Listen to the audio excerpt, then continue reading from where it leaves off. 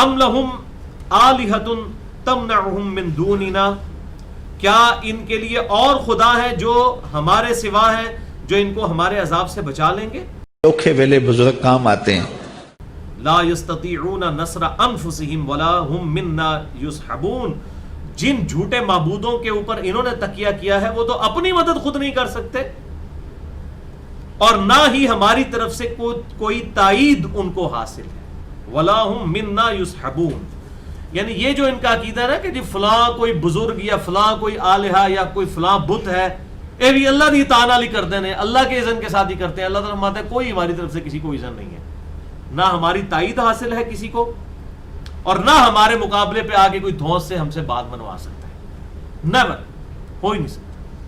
لہٰذا یہ جو عجیب و غریب قسم کے عقائد اور نظریات ہمارے سب کانٹیننٹ میں پھیلے ہوئے ہیں نا، اور میں کہتا ہوں کہ گمراہی کے لیے زرخیز ترین زمین جو ہے یہ سب کانٹیننٹ انڈیا، پاکستان اور بنگلہ دیش کی زمین ہے. عجیب و غریب دیو مالائی قصے، کہانیاں اور واقعات مشہور کر کے، اور پتہ نہیں کیا عوام الناس کو پاگل کیا ہوتا ہے. تو از چبارہ آمدی من از بخارا آمدم، تو چبارے سے چل پڑی تھی میں بخارے سے چل پڑا.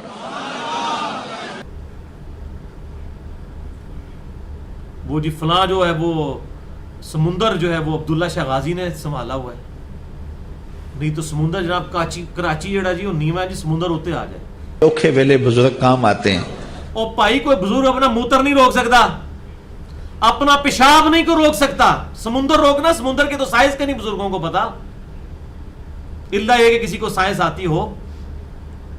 اگر کوئی سمجھتا ہے نا کہ کوئی بزرگ مرا ہوا بزرگ چھوڑ دے، زندہ بھی کوئی سمندر روک سکتا ہے، اس کو کہ اپنا پیشاب روک کے بتا دے. سمندر تو بہت بڑی شے ہے، کوئی شخص کچھ نہیں کر سکتا میرے بھائیوں. یہ سب گاڈ کا ڈیسیژن ہے، اس کا ڈیوائن ڈیسیژن ہے. انسان اپنی مدد خود نہیں کر سکتا. یہی اللہ تعالیٰ فرما رہا ہے کہ جن ہستیوں کے بارے میں ان کا زوم ہے، یہ نہ اپنی مدد کر سکتی ہیں، نہ اللہ کی طرف سے کوئی تائید حاصل ہے. اللہ کے مقابلے پہ یہ کیا کر سکتی ہیں ہستیاں؟ اور آپ اس طرح کی باتیں کریں تو کہتے ہیں جناب یہ بزرگوں کی گستاخی کر دی ہے. جنہوں اپنے پیو دا ہی نہیں پتا وہ انہاں اولیاء اللہ تے بھونکدا پیا، کیونکہ اب وہ ہمارے بابوں کی طرف آ رہا ہے اور ہم نہیں اپنے بابوں کی برداشت کر سکتے. مقدس ہستیوں کی توہین کر رہا ہے. ہم کہتے ہیں بزرگوں کو کہیں خدا کے لیے اپنی گستاخی کروانا بند کریں. اب آئیں پبلک میں آ کے دکھائیں جو کچھ ہے ان کے پاس. لوگ گستاخی کرنا بند کر دیں گے.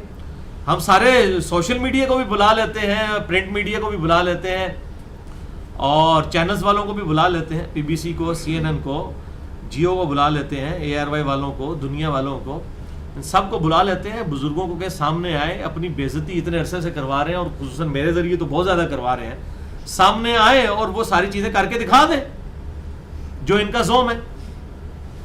سمندر روکنے کے لیے ہم نہیں کہہ رہے ہیں، نہ ہم کو دریا روکنے کے لیے کہہ رہے ہیں. ہم کہہ رہے ہیں ہم آپ کو 2 جگ جو ہے وہ نمک والے پانی کے پلائیں گے، آپ اپنا پیشاب روک کے بتائیں.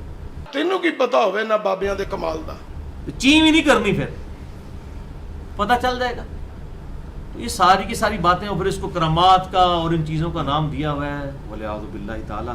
اللہ سے ڈر جائیں. اور پھر اتنے عجیب و غریب قسم کے واقعات مشہور کیے ہوتے ہیں جی وہ فلاں بزرگ کے پیچھے نماز پڑھنے گئے، انہاں سجے پاسے سلام پھیریا سارے حافظ ہو گئے، کھبے پاسے پھیریا سارے ناظرہ پڑھ گئے. اِنَّا لِلَّهِ وَإِنَّا إِلَيْهِ رَاجِعُونَ. او بزرگ جنہاں نے کہہ رہے ہو نا انہوں آپ قرآن کو نہیں جانتا، حافظ ہو گئے، علی بے تے پڑھنے والے، ان کو خود قرآن نہیں آتا. ان کی طرف دائیں طرف سلام پھیر کے کس نے حافظ ہونا ہے، بائیں طرف پھیر کے ناظرہ ہونا ہے. تو صحابہ کرام علیہ رضوان جو ہیں وہ کتنی بیچارے تگ و دو کے ساتھ آیات یاد کیا کرتے تھے. آپ صلی اللہ علیہ وسلم کے پیچھے بار بار ان کو قرات کرنی پڑتی تھی.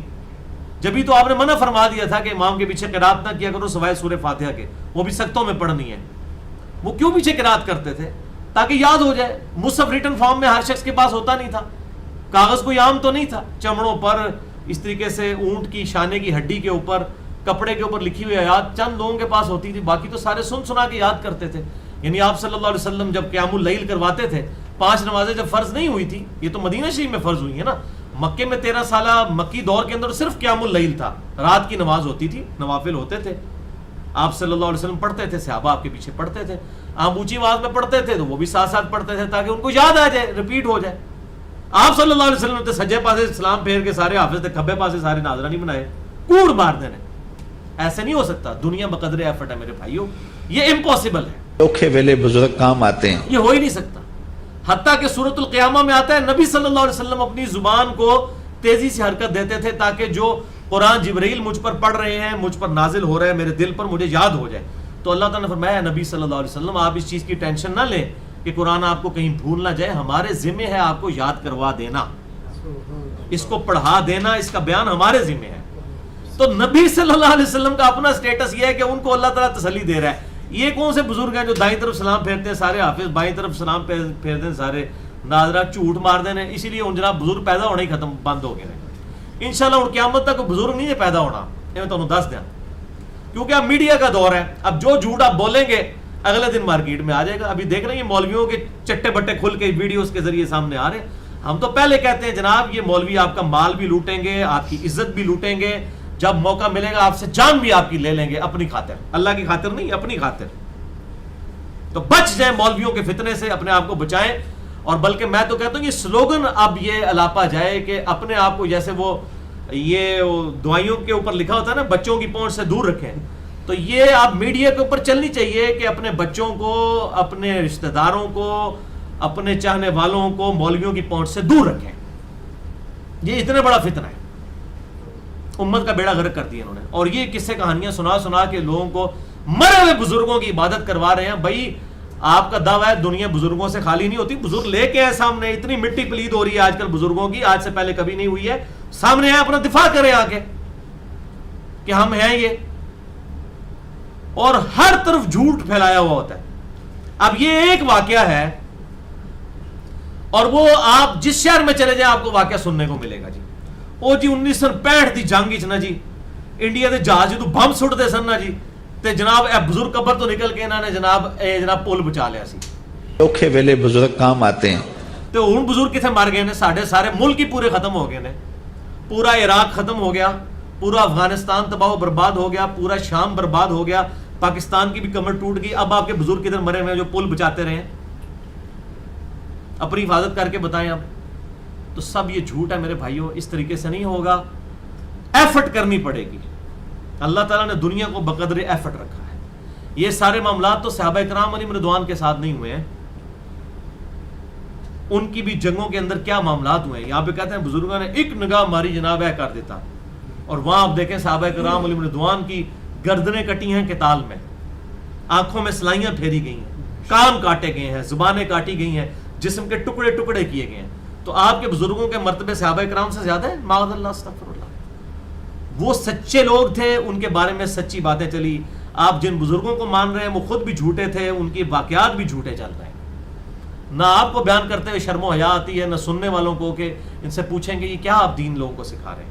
اور میں آپ کو بتا رہا ہوں اس وقت اسلام کے اوپر، اسلام کے ساتھ سب سے بڑی دشمنی یہ علماء کر رہے ہیں جو اس طرح کی قصے کہانیاں سنا سنا کے اپنے بزرگوں کے بارے میں لوگوں کو دین کی غلط پکچر پیش کر رہے ہیں. اور اس کا نقصان یہ ہو رہا ہے کہ کتنے غیر مسلم ہیں جو اسلام کا پھر مذاق اڑا رہے ہیں. میں تو اب میڈیا کے اوپر دیکھتا ہوں، میں حیران ہوتا ہوں کتنے لوگ ہیں جو اسلام چھوڑ گئے ان صوفیوں کی وجہ سے. اسلام قبول کیا، ان کی حرکتیں دیکھی، انہوں نے کہا یہی کچھ ہم نے کرنا تھا تو ہم ادھر ہی ٹھیک تھے، اسلام ہی چھوڑ گئے، الٹے اسلام کے مخالفین بنے ہوئے ہیں. ابھی تو میں اس ٹاپک کی طرف آ نہیں رہا ہوں ورنہ انسان پریشان ہو جاتا ہے کہ ان لوگوں کے غلط ایٹیچیوڈ نے کس طرح اسلام سے متنفر کروایا لوگوں کو. بولے اعوذ باللہ تعالی.